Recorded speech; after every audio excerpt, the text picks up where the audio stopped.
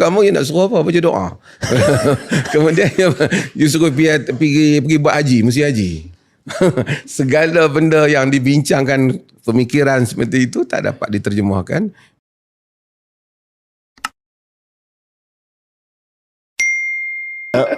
Doktor, last dari saya. Okay. Last dari saya. Lepas tu saya ada soalan cuba mas lepas Syaril. Doktor rasa kenapa ada di kalangan individu dalam institusi kepimpinan Islam dalam Malaysia ni yang mungkin tak selesa dengan doktor? Saya kena akui bahawa pertama mungkin juga pandangan-pandangan saya kadang-kadang bukan saja berbeza, kadang-kadang mungkin sikit tajam. Okeylah, saya accept lah. Kadang-kadang mungkin menimbulkan perbezaan. Kerana sebahagian orang tak selesa dengan perbezaan itu. So dia lama-lama dia berkembang. Biasalah dalam tradisi pemikiran manapun dia berlaku begitu, daripada asal pemikiran pergi pada personal. Macam itulah. Dalam sekolah politik pun berlaku hal yang sama. Jadi, tidaklah pelik. So kadang-kadang tak setuju dengan satu pandangan, dia jadi isu peribadi. Syarif tahu dalam politik pun ada.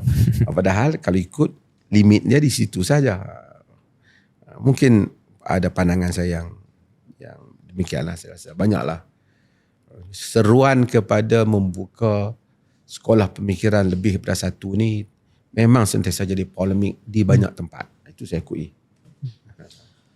Dr. Mazhar, soalan cepumas daripada saya. Satu ketika dahulu, mungkin 10 tahun lepas, saya didatangi di kediaman saya 3 tokoh pemikir agama Islam pada waktu malam. Dan kami berempat telah pun bincang panjang lebar tentang pemikiran yang lebih luas, progresif dalam gerakan Islam ini. 3 tetamu saya pada malam itu, Dr. Juanda Jaya, Dr. Mazli Malik. Dua-duanya sudah pun kecimpung dalam politik. Mazli pernah jadi menteri, Juanda sekarang ni pembantu menteri di Sarawak. Yang ketiga tu, yang tetamu ketiga tu, Gagal. Dr. Muhammad Asri Zainul Abidin. Pensyarah dah jadi, mufti dah jadi. Macam mana? Kalau satu hari ada tawaran untuk masuk gelanggang siasah, nak ke tidak? Sebenarnya ramai juga, banyak juga tawaran datang dalam berbagai kedudukan, tapi saya rasa saya tak cukup talent lah. Saya tak cukup talent. Saya mungkin pandai juga bercakap tapi tak cukup talent. Sebab tu saya tengok KJ yang hebat pun taklah mudah dalam politik ni. Jadi cukuplah KJ dah try. Okay, talented tu lah, boleh bagi balik. Tapi jika satu hari di pelawa untuk menjadi contoh Menteri Agama? Menteri Agama tak. Saya rasa kalau semua kementerian tu yang paling saya tak mau kali Menteri Agama. Kalau pertama, saya rasa dia tak ada kuasa di negeri-negeri.